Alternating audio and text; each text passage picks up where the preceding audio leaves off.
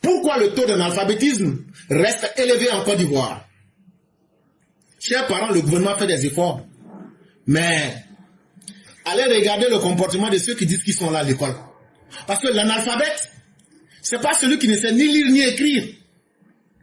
Mais l'analphabète, le plus dangereux en société, c'est celui qui sait lire et écrire, mais qui décide volontairement de conduire les gens dans les trous. C'est celui-là que moi j'appelle un analphabète. Parce que la personne se comporte comme une bête alpha pour détruire le reste. Un analphabète, lui bénéficie de son ignorance. Et il n'est pas source de malheur. Mais celui qui dit que lui il est lettré, qui sait lire et écrire, mais qui décide volontairement d'utiliser son intelligence au service du mal, c'est celui-là l'illettré. Voici les explications qui vous permettront de comprendre ce taux. Parce que les soi-disant professeurs d'université font partie des illettrés. Chères sœurs, chers frères, chers parents, chers amis et chers Ivoiriens, permettez que je vous propose une analyse approfondie de la question de l'analphabétisme en Côte d'Ivoire. Parce que les gens peuvent faire leur définition du monde. Mais notre père Akwa Bini qui est avec nous ici, là, lui et puis moi, on a eu Djokadio à Abidjan là-bas. Quand on est parti là, on dit pour moi là, c'était pas lui avancer. Mais pour lui là, ça venait de commencer. On nous a donné 2 médicaments différents. Mais comme lui, son médicament était moins cher que pour moi là. Moi j'ai dit au docteur, je vais prendre le médicament d'Akwa Bini là, faut me donner, on a pris le même médicament. Le lendemain, je suis mort. Mais pourtant, Dieu aime tellement Akwa Bini vit jusqu'à aujourd'hui. Bon, tout ça là, il n'y avait aucun problème de Dieu dedans. Hein. C'est parce que j'ai été mauvais envers moi-même. Je me suis menti à moi-même. Et il n'y a pas pire que celui qui dit qu'il connaît quelque chose, mais qui utilise cette chose-là dans son sens contraire pour faire soit du mal à lui-même ou même à la société. Bon, c'est ça. Ceux qui se disent les professeurs d'université PPACI là. Eux aussi ils font partie des analphabètes. Ce phénomène ne saurait être réduit à la seule sphère scolaire. Il est le reflet de l'histoire de notre pays, de ses enjeux socio-économiques, de ses divisions politico-sociales structurelles et de son positionnement géopolitique. En plus de ces faux intellectuels qui viennent grossir le nombre des analphabètes nuisibles, il faut aussi joindre à ce problème les enjeux socio-économiques. Je n'ai pas l'argent, je ne sais pas comment je vais faire. Les divisions sociales politiques que les gens entretiennent et même le positionnement de la Côte d'Ivoire en Afrique de l'Ouest qui devient la poubelle de toute une région où, tant qu'on fait sortir des Ivoiriens de l'ignorance, c'est 100 000, 200 000 Burkinabés Maliens qui viennent s'ajouter chaque jour. Donc le nombre, tout ce qu'on fait là, c'est zéro. Ça ne va pas aller quelque part comme disent les Ivoiriens. Parce que tu sors 10 000 personnes de l'ignorance, mais si 100 000 personnes quittent le Burkina, le Mali, pour venir s'ajouter à votre population, c'est comme tu n'as fait que ajouter 90 000 ignorants chaque année. Tu n'as rien réglé en réalité. Pourquoi ce taux d'analphabétisme est-il perçu comme élevé et quelles en sont les causes profondes? C'est ce travail-là qu'on va essayer de faire pour vous expliquer. Pourquoi c'est toujours élevé? Toi, dans ta cour, prenez un village du nord de la Côte d'Ivoire. Il y a une école. Il y a un collège. Et il y a 100 habitants. À l'école primaire, il y a 10 enfants qui vont à l'école. Au collège, il y a 20 enfants. Le nombre total d'élèves, ça fait 30. Donc, dans votre village, vous avez 30 personnes que vous avez éduquées. Et supposons que le reste des populations, ce sont les parents qui n'ont jamais été à l'école. Donc, s'il y a 30 enfants qui vont à l'école sur les 100, ça veut donc dire que les 70 personnes restantes sont les parents qui ne sont jamais allés à l'école. Donc, on va dire qu'il y a 70% d'analphabètes. C'est un exemple que je prends. Maintenant, figurez-vous que l'année suivante, qui est 2026, il y a 300 personnes qui viennent s'ajouter au village. Donc le nombre total des villageois devient 400 personnes. Donc malgré les efforts que le gouvernement avait fait en 2025 pour avoir 30% de personnes lettrées, comme il y a 300 nouvelles personnes qui sont venues du Burkina, du Mali, pour s'ajouter. Le Mali a donné 100, Burkina a donné 100, Niger a donné 100. Ça fait maintenant le village 400 personnes. Donc votre taux de scolarisation ne peut plus être 30%. Dans le réel, il y a 30 personnes qui sont éduquées.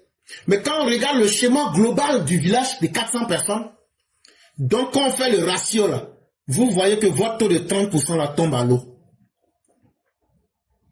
C'est de ça aussi que souffre la Côte d'Ivoire. Faut-il y voir la marque d'une défaillance des politiques gouvernementales actuelles en matière d'éducation et d'alphabétisation, ou simplement la persistance des effets d'un passé difficile?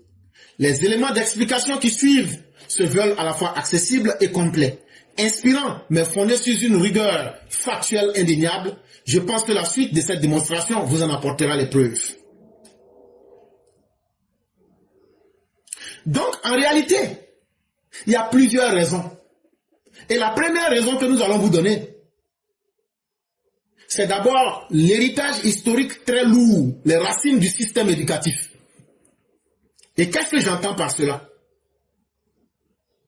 Pour saisir les défis actuels de notre alphabétisation en Côte d'Ivoire, il est important qu'on prenne l'histoire de la Côte d'Ivoire elle-même, qu'on fasse une analyse de façon détaillée, depuis le passé, pour arriver au présent. Là, comme ça, on va englober le problème dans toute sa généralité.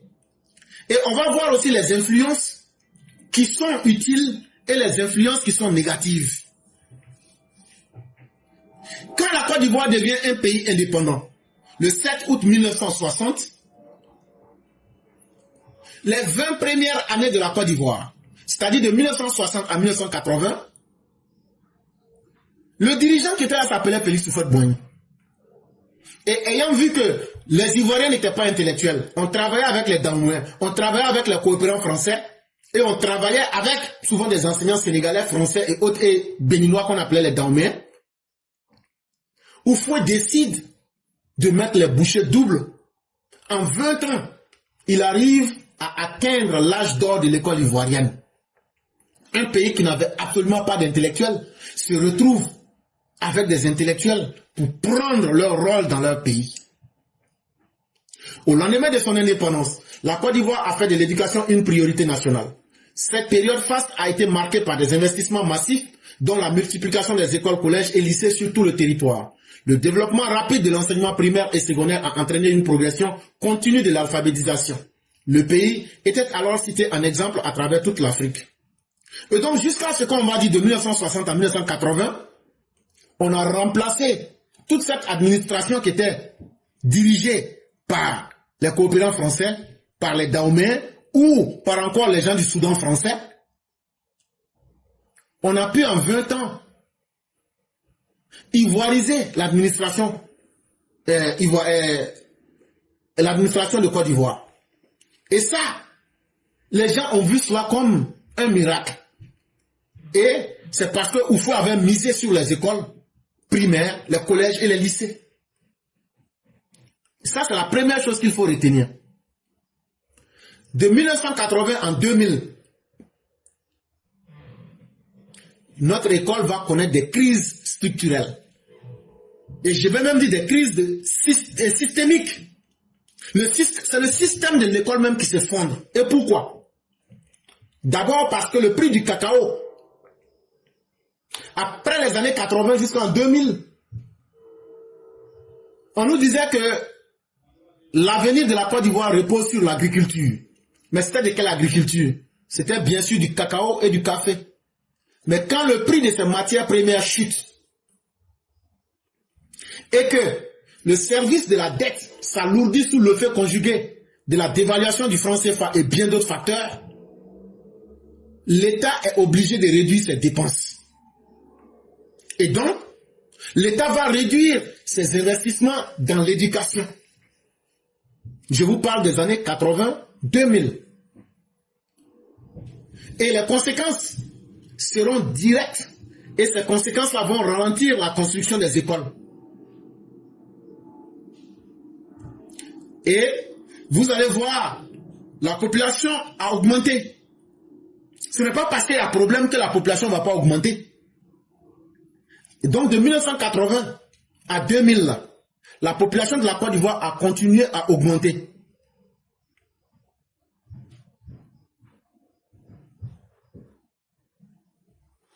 Et une population qui augmente, si parce que le gouvernement, les produits comme le café et le cacao, on ne les achète plus, le gouvernement n'arrive pas à prendre des taxes et à gagner.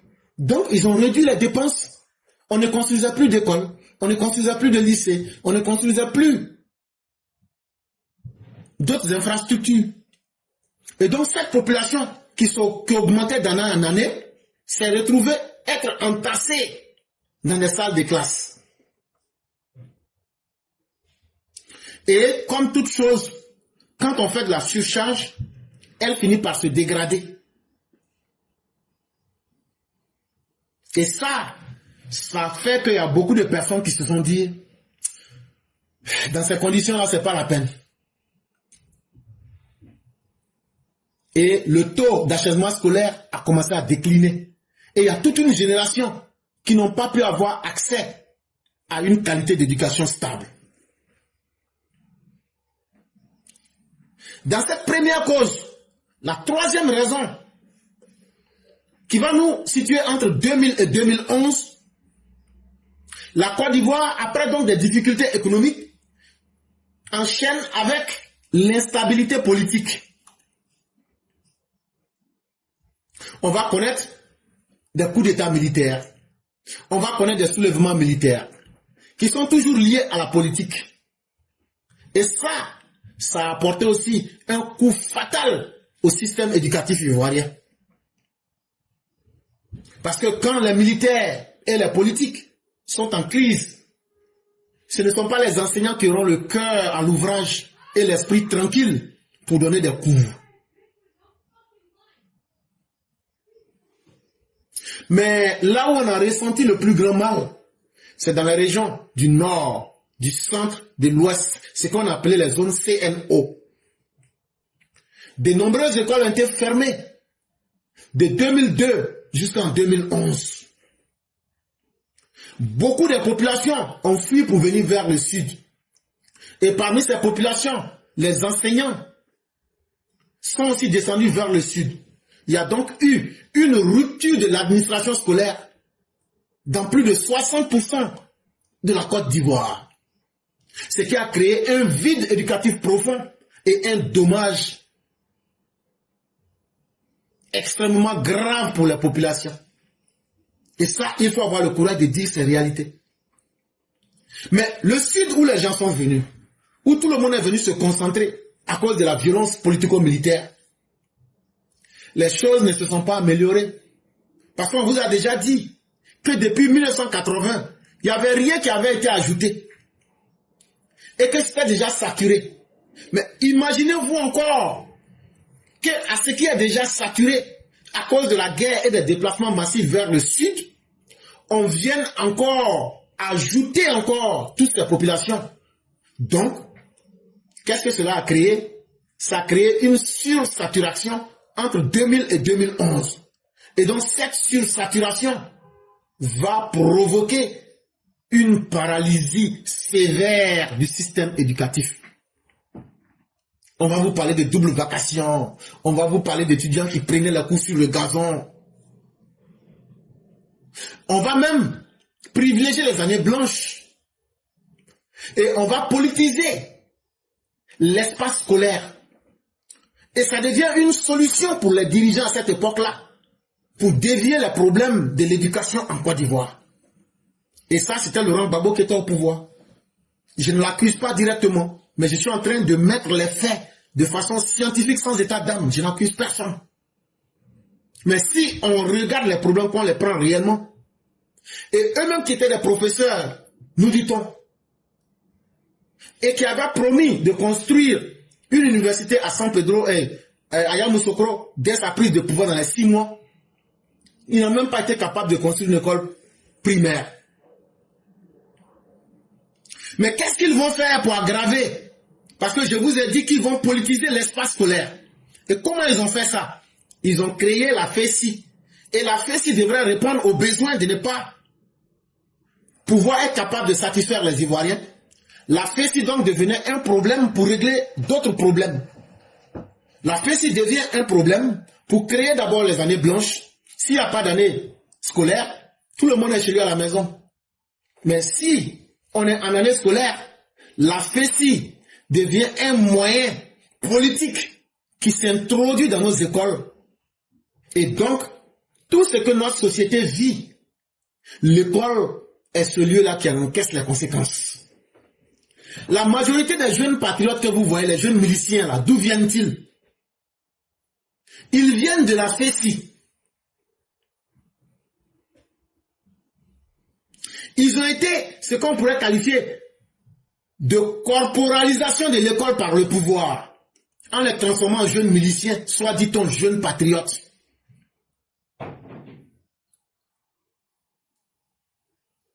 Et donc, on voit une milice qui a pris l'école en otage.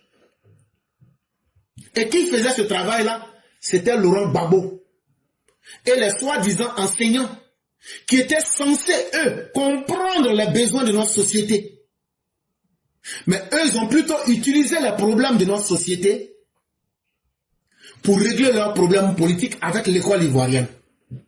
En créant plus de problèmes, en créant la FESI, en créant des miliciens et en désorganisant le système avec les années blanches. Ça, c'était le travail de ces enseignants du FPI-PPACI de 2000 à 2011.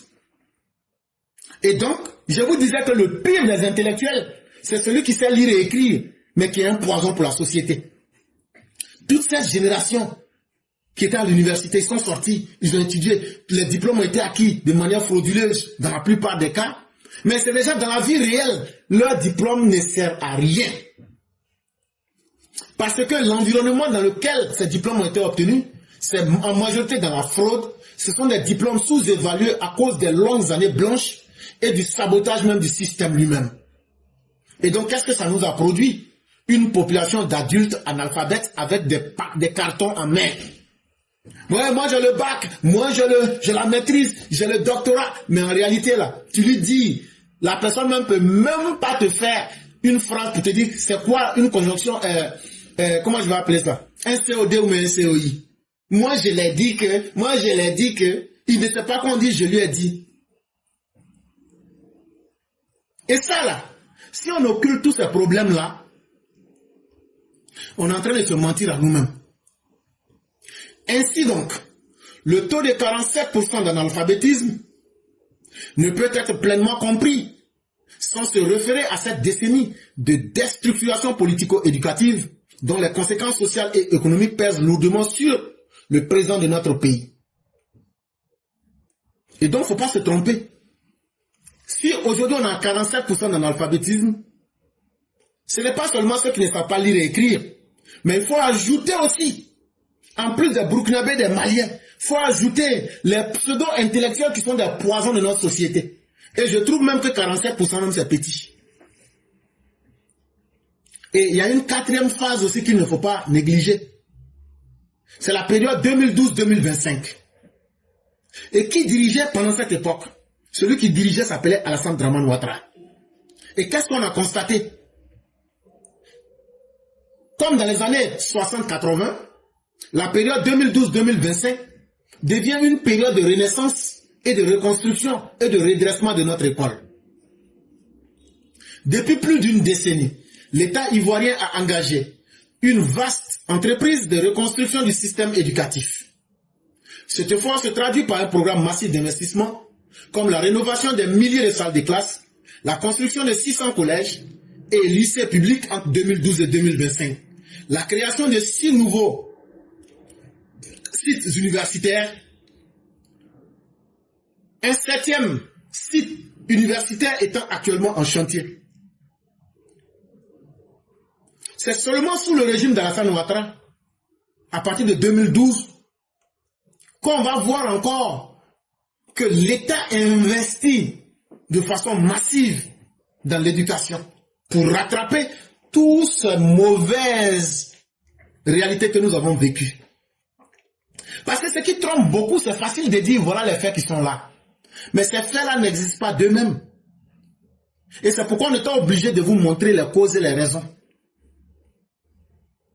Et donc aujourd'hui, avec les efforts que le gouvernement du président Ouattara a fait, à cette ambition infrastructurelle s'ajoute la politique ciblée, comme la généralisation des programmes d'alphabétisation pour les adultes et la mise en œuvre de l'école obligatoire. Le gouvernement distribue des kits. Le gouvernement a l'école de la deuxième chance pour les adultes qui ne savent ni lire ni écrire. Les fruits de cette mobilisation sont tangibles à travers le taux de scolarisation au primaire qui dépasse désormais régulièrement la base de 90%, soutenu par des campagnes actives en faveur de la scolarisation de la jeune fille. Et c'est sous le régime du docteur président Ouattara que nous voyons aujourd'hui que dans les écoles primaires, il y a au moins 90% des enfants qui vont à l'école depuis 2012 jusqu'à aujourd'hui. Mais qu'est-ce que nous constatons quand on voit les prix d'excellence qui est promu par le chef de l'État? Quand on voit des lycées d'excellence qui sont construits pour nos jeunes sœurs, nos filles et nos enfants. Les lycées des jeunes filles, les lycées d'excellence. On voit tout un programme qui est là. Tout ça pour rattraper tout ce qui a été perdu de 1980 jusqu'en 2011. En réalité, de 1980 jusqu'en 2011, la Côte d'Ivoire a connu une phase noire. Mais malgré tous les efforts que le gouvernement a fait entre 2012 et 2025, un paradoxe des statistiques demeure toujours. La présence dans la population active d'un nombre important d'adultes non scolarisés entre 1980 et 2011. Et cette date-là, il faut bien la retenir parce que c'est là que réside le véritable problème. Entre 1980 et 2011. C'est là l'héritage noirâtre des décennies de crise, de blocage mécanique et des plans arithmétiquement et savamment planifiés pour casser le taux d'alphabétisation en Côte d'Ivoire. Ainsi, les impressionnants progrès du gouvernement du président Alassane Ouattara peinent encore à effacer les séquelles du passé dans les chiffres nationaux d'alphabétisation. Et donc, à la vérité, là, ce que les statistiques disent, là, c'est la vérité. Parce que le trou qui a été creusé de 80 jusqu'en 2011, là,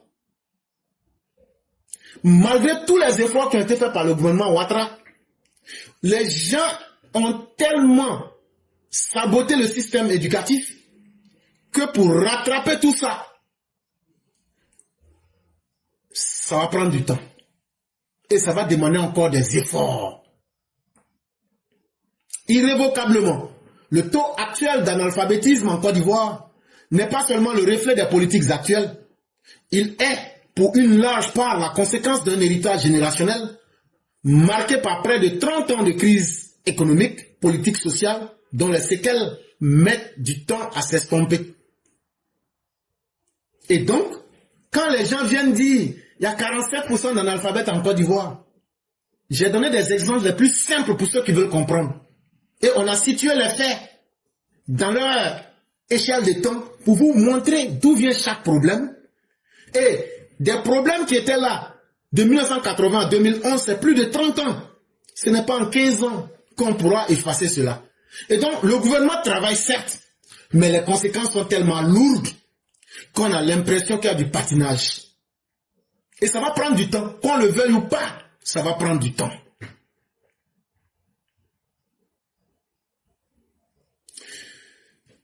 Et il y a quelque chose aussi que le gouvernement ne devrait pas oublier. Il y a une grande fracture entre les zones urbaines et les zones rurales. Celui qui demande au gouvernement de faire un miracle, tu es en train de demander l'impossible. Nul n'a la possibilité de réaliser un miracle. Et surtout, les opposants, je vais dire surtout Bédié Babo, ne doivent pas se prévaloir de leur turpitude pour dire mais pourquoi les choses vont mal en Côte d'Ivoire?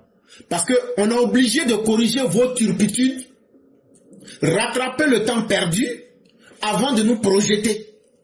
Donc, ces personnes-là ne peuvent pas se prévaloir de leur turpitude pour juger les autres avec leurs méfaits. Si chacun parmi eux avait ne serait-ce que travaillé un peu, on aurait pu améliorer les choses.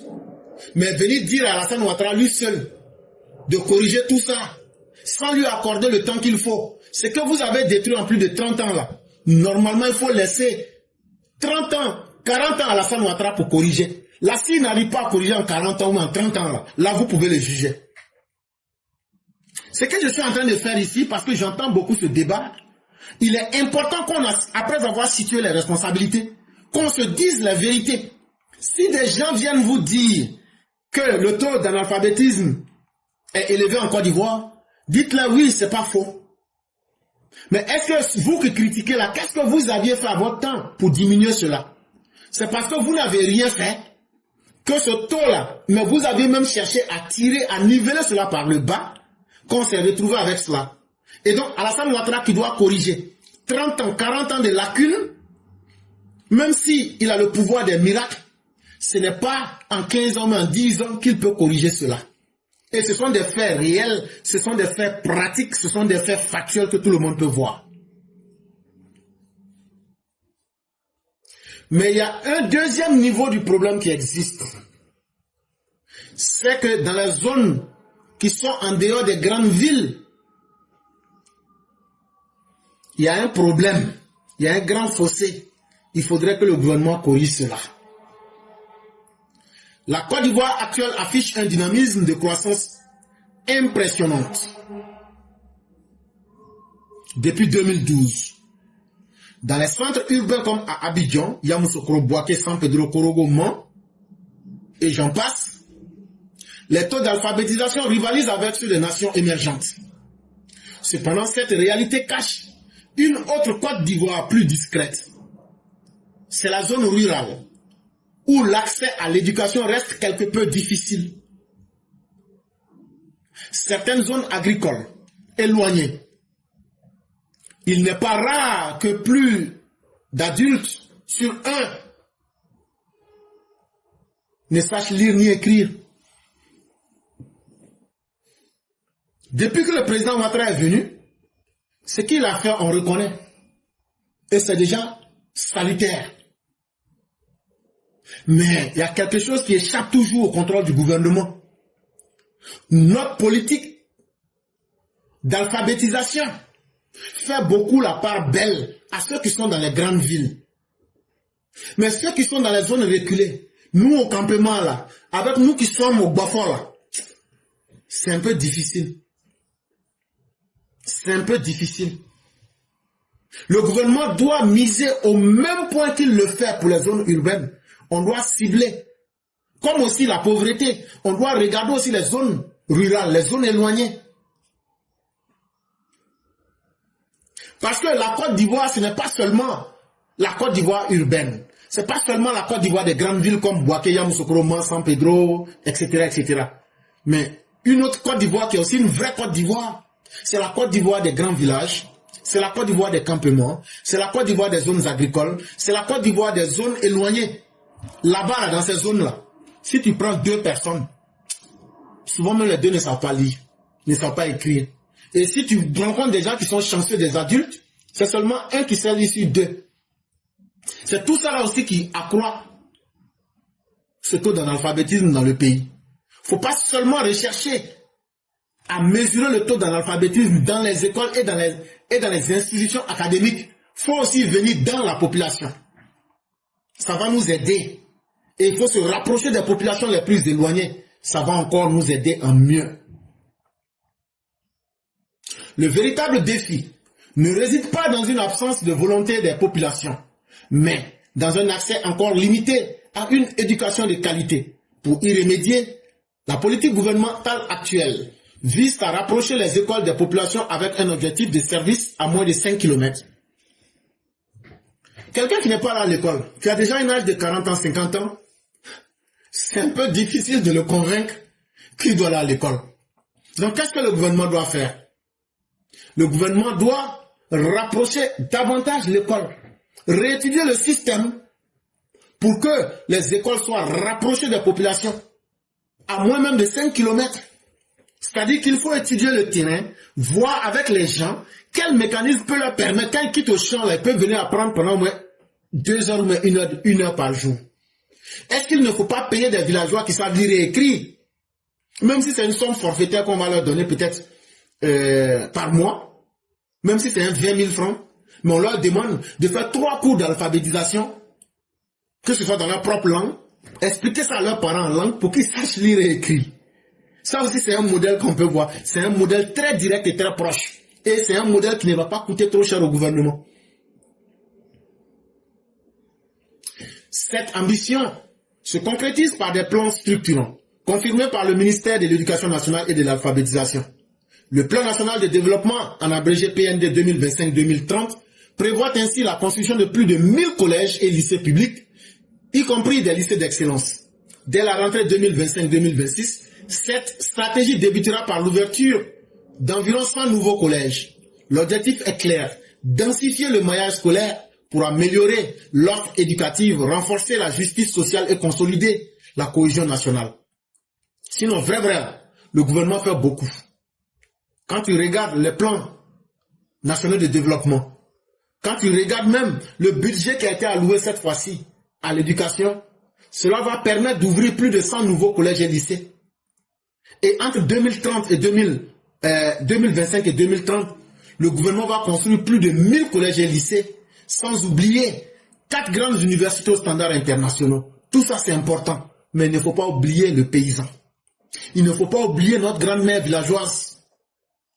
Elle aussi, là, s'il y a quelqu'un à côté là pour lui montrer que bon, ça peut aussi l'encourager.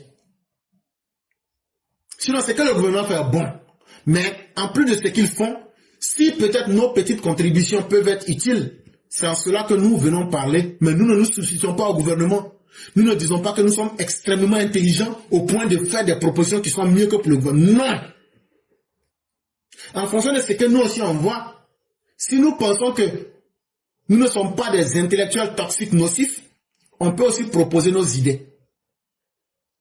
Pour que cette stratégie porte pleinement ses fruits, d'autres efforts doivent accompagner cette dynamique infrastructurelle.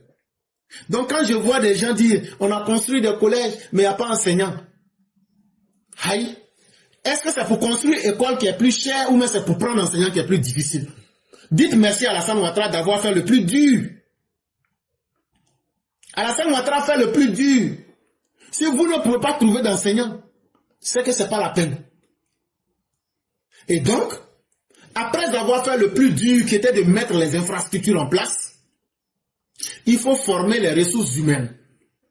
Nous proposerions au gouvernement de recruter autant d'enseignants pour poursuivre et pallier les insuffisances critiques dans les matières fondamentales. Et les matières fondamentales, ici de quoi nous parlons? Les matières scientifiques surtout.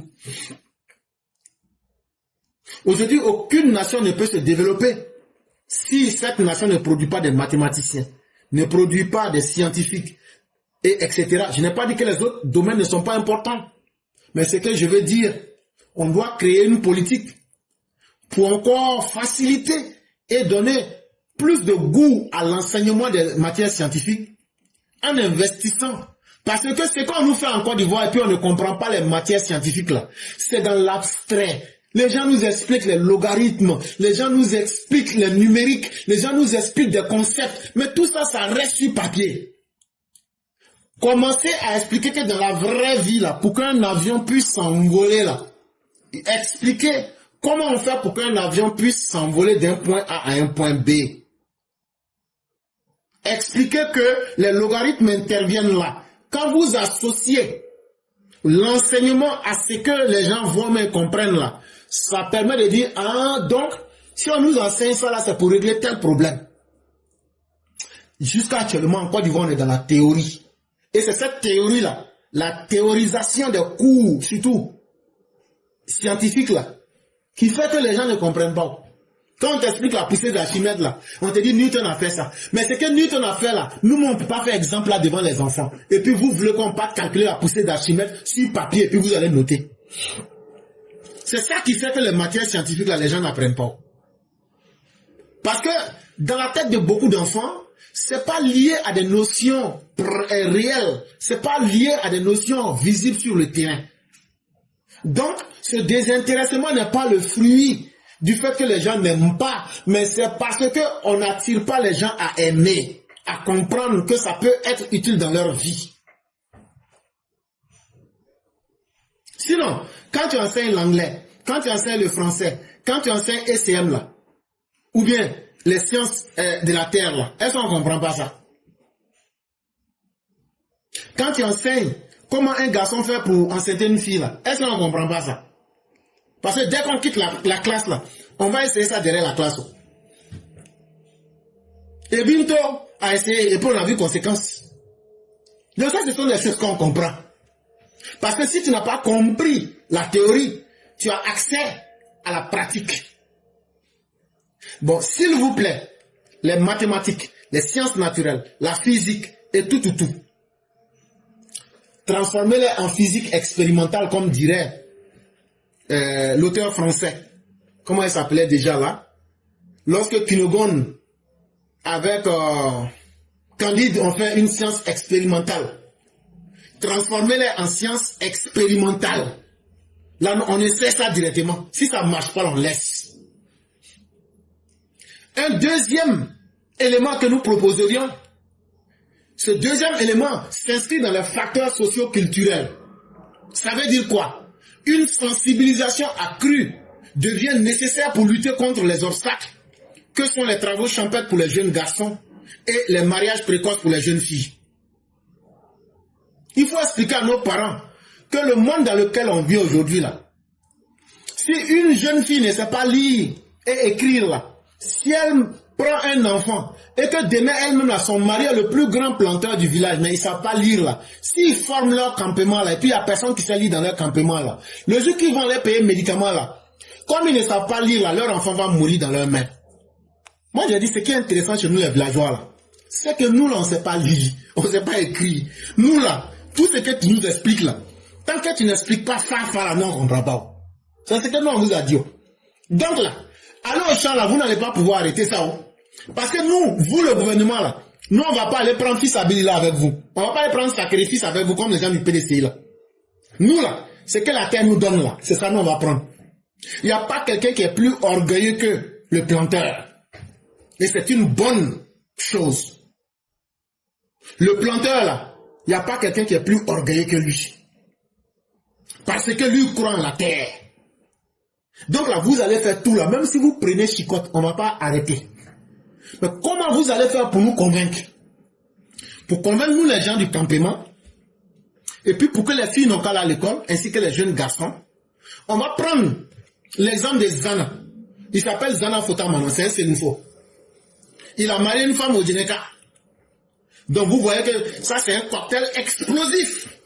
Sénoufo elle est mariée au Djeneka. Hey, faut quitter devant. Ça là, ils ont fini avec ça. Il n'y a pas quelqu'un qui demande pardon à son camarade. Sénoufo est radical, au Djeneka lui il est Djarassa. Donc vous mettez Poro et puis Djarassa ensemble. Ça c'est pas bon. Quand tu parles là, ça rentre, ça sort. Eux ils ne cherchent pas à comprendre. C'est nouveau quand tu veux lui expliquer quelque chose. Si ça, on ne nous a pas enseigné dans Poro là. Moi, je ne vais pas accepter. Moi, je ne vais pas accepter. Il faut te calmer, on ne t'a pas dit d'accepter. On dit, il faut écouter seulement. Il dit, comme lui, on n'a pas dit ça au Poro, lui, il s'en fout de ça. Femme au Djeneka là aussi, quand on lui explique, on dit, il faut écouter. Non, ça, c'est-à-dire, non, ça va casser gâter en même temps.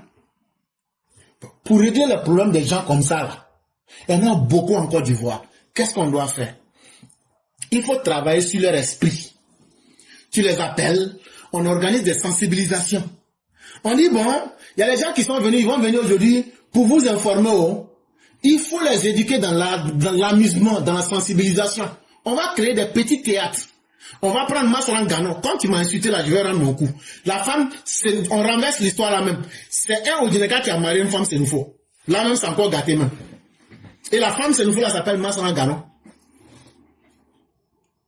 Maintenant, là, il faut expliquer que dans la vie, là, tout ne se trouve pas dans le poro.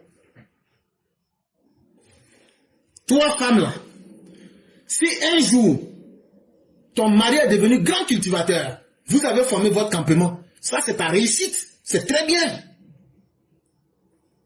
Mais si ton enfant tombe malade là-haut, et puis tu allais payer le médicament là, mais dans ton campement là, il n'y a personne qui sait lire. Tu as le médicament, l'enfant est là, mais comme vous ne savez pas lire là, l'enfant là va mourir dans vos mains. Quand ils ont expliqué comme ça là, nous les campagnes, on dit, c'est vrai, hein? Donc, alors l'école est bien fait. On dit, non, c'est même pas pour aller à l'école encore. On va vous apprendre juste à lire et à écrire. Est-ce que vous pouvez nous donner 10 volontaires dans le campement ici? 10 volontaires. Si tout le village ne veut pas, on prend 10 personnes. 5 femmes, 5 hommes. On commence comme ça, petit à petit. Vous allez voir déjà, ces campagnes-là vont servir. Plutôt que de nous montrer les vilains films à la télévision RTI, là. Commencez à étudier les vrais problèmes de notre société et aidez-nous à aider nos parents. Maintenant, à Zana Fotamana, on lui explique, toi, Gawa, là, mangeur de singes, là, on t'a dit que être planteur, là, qui t'a dit de ne pas faire? Il dit personne. Quand tu fais même, là, le gouvernement est content, il dit oui. Bon. Quand tu allais vendre tes produits là, est-ce que tu sais que les gens t'ont coupé? Il dit, hein? Les gens t'ont coupé que? Toi, tu avais combien de sacs? Il dit, j'avais 10 sacs de cacao. Mais les 10 sacs de cacao là, quand on a pesé là, chaque sac faisait combien de kilos? Ça faisait 100 kilos. Ok. 2800 fois 100 là, ça fait combien? Ça fait 280 000. Donc comme tu avais 10 comme ça là, ça devait te donner combien? 2 800 000. Mais toi là, c'est le faux maudit. C'est combien qui est dans ta main? 2 500 000. Bon, regarde. Le fait que tu n'es pas là à l'école, là. Le Liboul vient de prendre 300 000 sur ton argent, mais tellement tu es gawa. Le fait que tu n'es pas là à l'école, là, tu viens de perdre 300 000 et puis tu rentres parce que tu es heureux. Si tu étais là à l'école, là, ça peut jamais t'arriver. C'est là maintenant, elle enlève son chapeau et puis il me dit, il dit, faut pas crier dans mes oreilles, il faut partir devant là-bas. L'année prochaine, il faut revenir encore. Faut pas aller t'instruire. Si on fait des petits sketchs, ça coûte même pas 5 000. On n'a même pas besoin de spécialistes. On peut faire ça avec les villageois eux-mêmes. Dans chaque zone où on va là, on ne paye même pas les gens. Quand ils finissent, on leur donne peut-être une sucrerie avec 500 francs. Aujourd'hui, il y a téléphone partout, on enregistre. Et puis on fait des concours. Quand on fait ces trucs-là, on enregistre chaque zone, on fait passer à la télévision nationale en langue et on essaie de choisir le meilleur. Voilà comment on peut attirer les gens des zones éloignées. Parce qu'ils voient des réalités qu'ils vivent tous les jours. Ils voient des gens qu'ils connaissent. Nous, les blancs qui sont dans les... Nous, on ne les connaît pas. Les acteurs, on ne les connaît pas. Ils ne sont pas associés à notre réalité du terrain. Donc nous, on s'en fout. C'est que vous nous montrez là. Les Jennifer Lopez et autres là. Non, ça ne nous intéresse pas. Mais si je vois Zana Fotamana, ou mais je vois Masran Gano, c'est pas la vilaine femme, c'est nous faut là. On va dire oui, c'est elle encore. Ils sont maudits à Pro Max pour ajouter dessus. Mais comme je la connais là, je suis fan de ça. Je suis fan. Donc là, à cause d'elle là, je vais accepter. C'est comme ça qu'on peut toucher le mental des gens. Et ça là, ceux qui sont des spécialistes en communication là, c'est pas moi je vais vous apprendre votre métier. Parce que moi je ne prends pas votre salaire. Mais ayez un peu honte. Quand tu prends le salaire de quelque chose, il faut faire la moitié de la moitié de la moitié du boulot. Parce que le gouvernement là, lui il est dans l'aspect global. Lui, il est dans la volonté politique, dans la volonté des investissements. C'est ce que lui peut faire. Mais c'est à nous-mêmes, les populations, et à ceux qui sont dans les différents ministères, de créer des programmes simples. Si on veut réellement diminuer le taux d'analphabétisme, il ne faut pas seulement rester dans les écoles, il faut aussi toucher la population elle-même. Et comme je le disais, un troisième facteur qui fait que la Côte d'Ivoire, malgré tout ce qui est fait, notre taux d'analphabétisme reste toujours stagnant ou même ne bouge pas. Il ne faut pas aller loin. On dit quand il y a souris dans ta maison, là, tu n'es pas pressé. Souris là va tourner. Jusqu'à un jour là, si Cole ne l'a pas attrapé là, c'est poison qu'on vend à 100 francs là, il va manger ça. Ça, ce sont les Yakuba là, et avec les Koyaga là. Eux là, c'est ce qu'ils appellent Soumara la Fri là. Il va manger ça un jour, et il va mourir de ça. Donc là, on ne se presse pas. Ceux qui sabotent notre système là, on va se mentir tout là. Ce sont les Burkinabés, les Boukis, les Mabouliens, et puis les ânes aux dents carriées du Sahel, les Nigériens là, c'est eux. Quand tu connais ton problème là, ça devient plus facile pour toi. Regardez eux là, Burkina, Mali, Niger là, c'est eux qui sont les États les plus analphabètes au monde. Mais ils ne connaissent qu'une seule route, c'est la route de Côte d'Ivoire ils connaissent.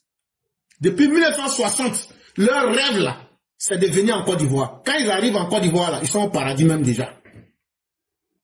Et puis façon ils font enfant, tu ne peux pas les attraper. Donc quand ils viennent dans ton pays là, ils sont versés.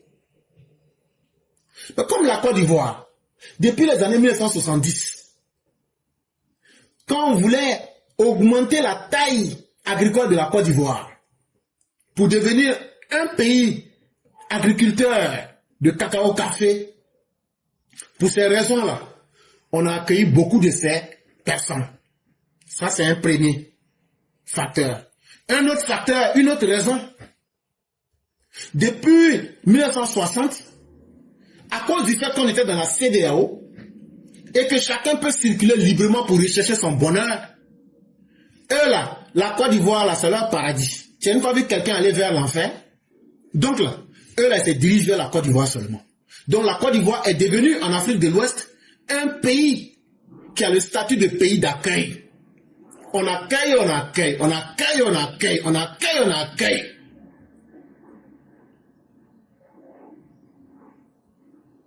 Mais ceux-là, quand ils viennent beaucoup. Ils font beaucoup d'enfants. Mais forcément, le nombre d'enfants qu'eux-mêmes ils produisent, avec aussi eux-mêmes la quantité qui ne cesse de venir en Côte d'Ivoire. Chers gouvernants, quel que soit ce que vous allez faire, ça va saboter toujours les statistiques. Et donc il faut travailler aussi sur cet aspect-là. Soit on freine leur entrée en Côte d'Ivoire pour essayer maintenant de faire une immigration choisie sur des valeurs propres, ou bien comme ils ne sont plus de la CEDEAO, on les canalise en mettant des restrictions très très draconiennes et drastiques, très dures. Parce que pour bien comprendre ce problème-là, il faut situer cette question dans son contexte. Si on enlève les Burkinabés, les Maliens et les Nigériens qui sont analphabètes, mais qui vivent en Côte d'Ivoire, là, vous allez voir que si vous prenez les Maliens, Burkinabés, Nigériens qui sont en Côte d'Ivoire, là, entre 80 et 90% d'eux sont des analphabètes. Mais puisqu'ils vivent en Côte d'Ivoire, quand on fait les statistiques là, on ne cherche pas à savoir qui est Ivoirien, qui est Burkinabé. On dit l'ensemble de la population vivant en Côte d'Ivoire. 32 millions de personnes, on fait les statistiques, on place le ratio. Or, chaque année, ces gens-là viennent. Et quand ils viennent, ce n'est pas un petit groupe. Donc, c'est ça qui fait que malgré les efforts du gouvernement, on ne comprend pas pourquoi le taux ne change pas. Or, aujourd'hui, le taux de personnes immigrées en Côte d'Ivoire, c'est si tu prends la population ivoirienne là, Et puis tu divises ceux qui sont immigrés, qui sont en Côte d'Ivoire, là, c'est entre 25 et 30% originaires du Mali, du Burkina et des pays de la CEDEAO, ou même en Afrique. C'est déjà beaucoup pour un pays. Quand 30% de ta population est constituée d'étrangers, et que parmi ces 30%, sur 32 millions, il y a 90% qui est analphabète, et qui ne cherche même pas là à l'école. Mais cela va avoir un impact sur toutes les politiques que tu vas mettre en place. Et cela va venir saboter les objectifs que tu t'étais fixés. Parce que quand les gens font leurs statistiques, là, c'est la démographie qui les regarde, la population totale, et ce qui influence les chiffres qui sont mis ensemble, les chiffres agrégés. Donc là, eux ne sont pas là pour demander, pour que non, comme ils ne sont pas ivoiriens là, ayons pitié de ne les ajouter pas. Non, hein, ils ajoutent tout le monde. Et donc ce problème-là, il faut le comprendre aussi à ce niveau-là. Cette dynamique est aujourd'hui accentuée par de nouveaux flux migratoires forcés, résultant de l'insécurité et de la crise djihadiste dans ces pays. Et même tout récemment, vous n'avez pas vu des centaines de milliers qui sont venus encore en Côte d'Ivoire, c'est que le général a parlé à visiter.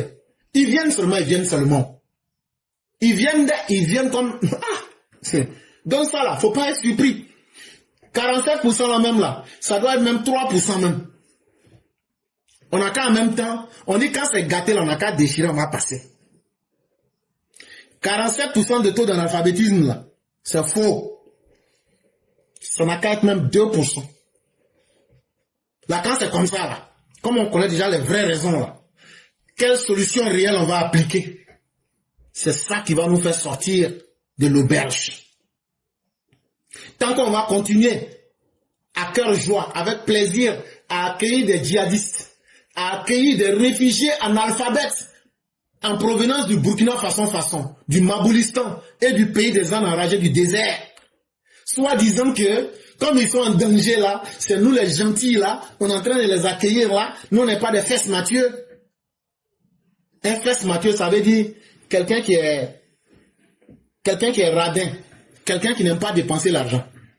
Comme nous, on n'est pas des fesses Mathieu, nous, on aime dépenser notre argent pour que les gens n'ont qu'à dire qu'on est gentils là. Nous, on aime être les faroteurs du coin. C'est nous, on est les faroteurs de l'Afrique de l'Ouest. C'est nous, on est les gentils, papa gentils. C'est bien, mais ça vient avec les conséquences.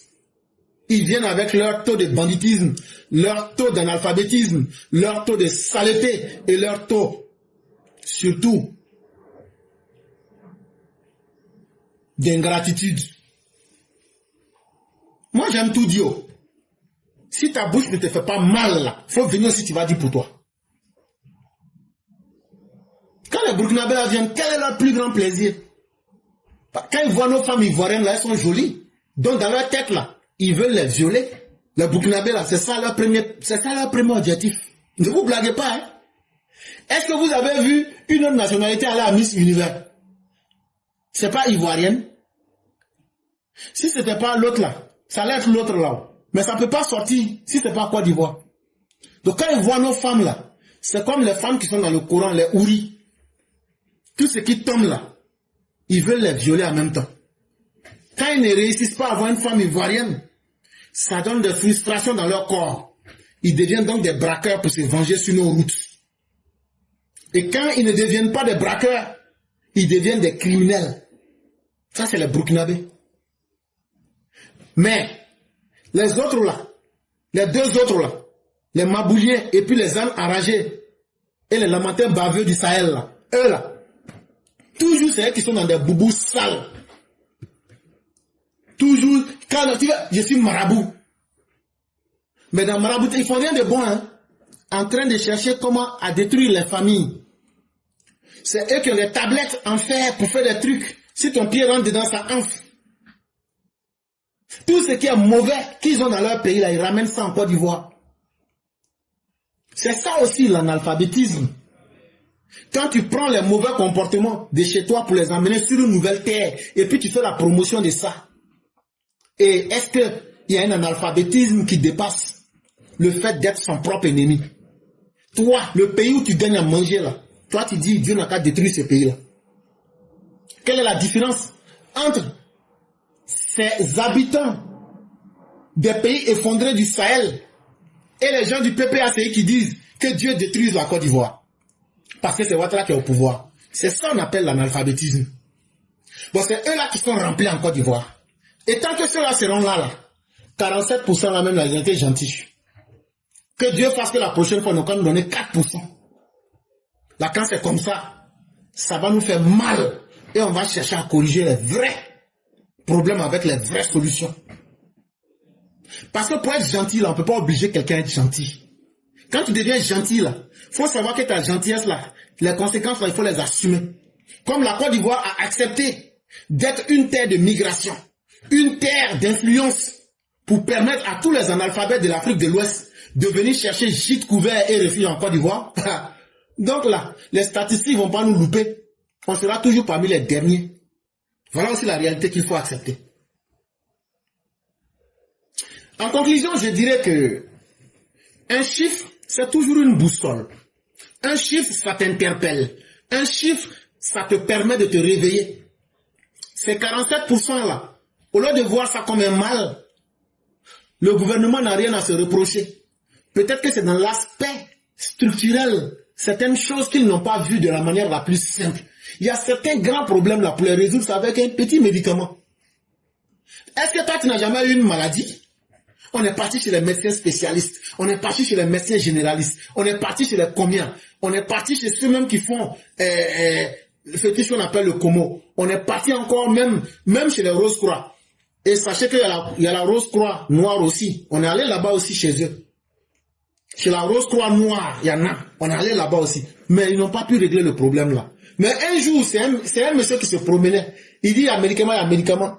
Le monsieur là, on l'appelle... Comment on l'appelait même?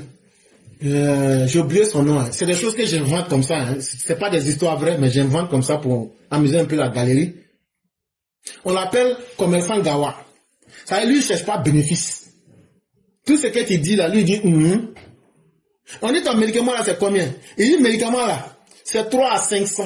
On dit quoi? Est-ce que ça là, c'est bon? Il dit, faut payer, tu vas essayer. Quand on a essayé la maladie là, c'est quitté, c'est parti.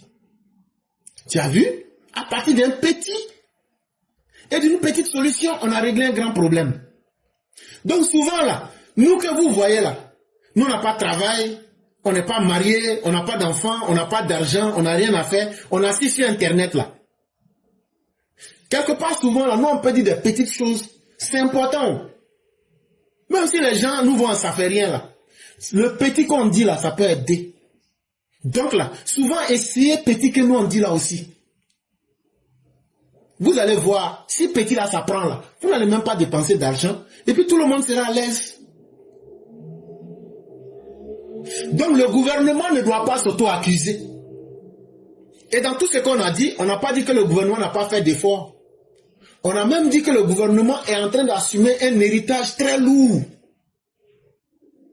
Mais les petites idées qu'on pouvait apporter, on a apporté. Et le gouvernement actuel ne doit pas se dire qu'ils sont dans une phase d'échec. Non. Ce que vous avez fait là, si on n'avait pas ça, on serait où aujourd'hui? On sera à 99% d'analphabétisme. Mais c'est simplement une boussole pour vous indiquer le chemin qui a été parcouru et ce qui reste. Et donc, c'est à nous maintenant de voir où nous voulons véritablement nous situer vis-à-vis de l'avenir. Et donc, il ne faudrait pas forcément voir cela comme un mal. Et donc, dans tout ce que nous avons dit, il y a 3 choses qu'il faut retenir. Si tu vois aujourd'hui que on a du mal à évoluer avec les statistiques qui sont liées à l'analphabétisme en Côte d'Ivoire, c'est un héritage, mais il ne faut pas voir ça comme un verdict. On peut encore travailler. On se souvient du passé complexe, des crises des années 80, des conflits militaro-politiques des années 2000, de la fracture du pays en zone CNO et en zone du Sud, les réalités démographiques et régionales qui sont liées au fait que les gens viennent remplir la Côte d'Ivoire. Ça, c'est le poids d'une génération de sacrifiés. Mais cela ne peut pas être le jugement sur une génération actuelle. On ne peut pas toujours nous condamner avec les mêmes problèmes. Et c'est pourquoi il faut continuer à investir dans l'éducation. Et aujourd'hui en Côte d'Ivoire, une grande partie de notre population a un âge qui est entre 15 et 25 ans. C'est une grande chance que nous avons. C'est une marque de progrès qui peut nous amener à transformer profondément et véritablement l'image de notre pays en alphabétisant ces jeunes-là, en leur permettant ne serait-ce que de lire et d'écrire pour pouvoir prendre un métier, se spécialiser dans quelque chose. Et quel que soit l'investissement qu'on va faire, ce n'est jamais de trop. Mais Dieu merci, ce gouvernement qui fait déjà beaucoup, qu'il continue de faire ce qu'il a à faire, qu'il continue de construire les écoles, qu'il continue de construire les universités, et surtout, qu'on laisse les chiens aboyer, mais que la caravane continue d'effacer les séquelles honteuses du passé qui sont en train aujourd'hui de démontrer dans les statistiques que quand on a eu des gens qui étaient des gouvernants inutiles, les conséquences ça fait sur plusieurs années. Et pour corriger les conséquences, ce n'est pas toujours du jeu.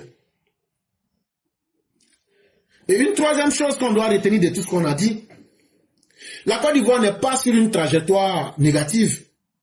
On est sur la bonne pente. Et aujourd'hui, avec le gouvernement actuel, nous avons une occasion unique en face de l'histoire pour corriger les erreurs du passé, mais surtout pour nous projeter dans un futur.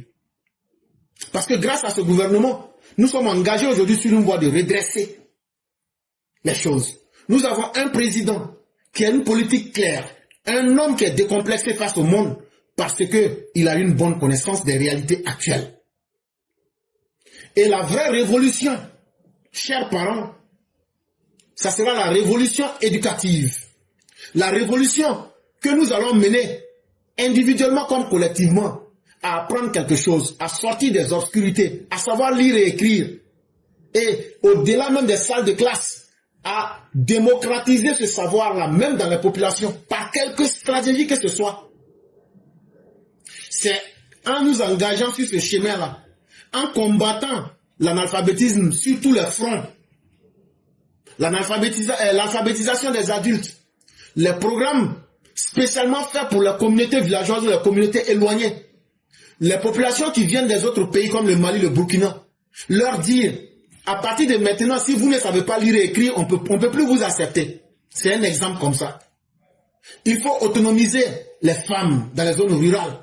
Et surtout, il faut moderniser notre système éducatif en tenant compte de nos propres réalités. C'est vrai, on a beaucoup étudié Gioriol, on a beaucoup étudié les livres des Blancs, on a beaucoup étudié, mais qu'est-ce qu'on étudie pour nous-mêmes, pour que nos enfants apprennent nos réalités, en mettant ça en connexion avec les réalités du monde moderne. Nos manuels-là ne rendent pas nos enfants efficaces, parce que ce sont des choses qui sont déconnectées de la réalité, de nos réalités et des réalités du monde. En vérité, ce qu'on apprend à nos enfants-là, c'est d'abord une éducation théorique, mais cette théorie est caduque. Et cette théorie ne répond ni aux besoins des temps présents et n'est pas à la hauteur des défis futurs. Donc c'est une connaissance qui n'est pas à la hauteur des rendez-vous. On peut transformer le contenu local, puisque nous avons des didacticiens, nous avons des intellectuels. On peut s'asseoir pour que nos enfants apprennent plus facilement. Reformer le système pour dire, on va partir de nos réalités locales pour enseigner des vérités complexes, compris à partir de notre environnement, en faisant le lien avec le monde extérieur. Comme ça, là, on va faciliter la compréhension des choses. Et en fonction de ça, le gouvernement pourra contrôler là où il veut créer des champions, ou bien il veut guider les gens, en fonction des besoins. Si on veut beaucoup de mathématiciens, pourquoi aujourd'hui en Occident, quand ils veulent des mathématiciens, ils arrivent à en créer? Quand ils veulent des physiciens, ils arrivent à en créer. Parce qu'ils apprennent à partir de leur réalité locale. Nous n'avons pas de fusée. Comment on va faire pour enseigner à quelqu'un que voilà comment on fabrique un fusée sur papier, mais la personne est là, c'est sur papier. Et la personne, même toute sa vie, ne verra jamais un fusée. Vous voyez que cet enseignement va mal passer. Parce que nous ne nous inspirons pas des contenus locaux pour essayer d'engager les enfants ou même les apprenants. Et c'est ça aussi qui fatigue. Et parce que, tant que l'homme n'a pas compris ces réalités qui l'environnent là, tout ce que tu vas lui dire, c'est du vuvuzela. Cette promesse s'incarne désormais en lettres d'or dans chaque école construite, chaque université ouverte, chaque village connecté au savoir et dans le destin de chaque personne, jeune ou adulte, qui fait le choix d'apprendre, l'avenir du pays se réécrit page après page. Et c'est comme ça qu'on pourra libérer notre pays et libérer la Côte d'Ivoire qui va devenir un pays. Et il convient pour terminer de saluer le leadership éclairé du président Ouattara qui aujourd'hui montre toute une autre forme de volonté. La volonté de faire de l'éducation des Ivoiriens. La volonté d'alphabétiser les adultes. Il en fait une priorité. C'est une action qui a été le catalyseur décisif de son renouveau. Ça est au cœur de sa politique. Parce que chaque personne qui sait lire et écrire, c'est quelqu'un qu'on ne pourra pas tromper facilement. Et c'est quelqu'un qui pourra prendre les plus petites décisions pour elle-même. Et ça permet à la personne de ne pas être à la merci des autres. Il y a certaines choses là, toi-même quand tu sais lire et écrire, et puis tu réfléchis toi-même là, tu ne vas pas donner ton secret à quelqu'un. C'est sur ce socle solide que la Côte d'Ivoire construit aujourd'hui le progrès et ouvre la voie au bonheur de toute sa jeunesse, de ses femmes et de ses hommes. Le rôle fondamental d'un gouvernement, c'est de permettre à tout le monde de gagner sa part de bonheur. Et le bonheur qui revient à tous de droit, c'est d'abord le bonheur à l'éducation, à savoir lire, à écrire et à réfléchir de manière indépendante. Celui qui nous a écrit cet article s'appelle Martial Koulibaly. Il est consultant en risque, management et stratégie et résilience. En espérant bien que cette analyse aura peut-être le mérite d'apporter de la compréhension à beaucoup qui ne comprenaient pas tous les aspects qu'on a évoqués, mais ça va être utile à ceux qui sont nos dirigeants pour tirer le peu qu'ils peuvent, mais qui pourra être utile. Ils peuvent le retirer. Et nous disons merci à notre père Martial Koulibaly parce que c'est du très bon travail qui a été fait, du travail intellectuel bien émis qui a été fait. Et nous avons pris le risque de réexpliquer cela de façon très simple. Et nous vous disons merci de votre précieuse attention.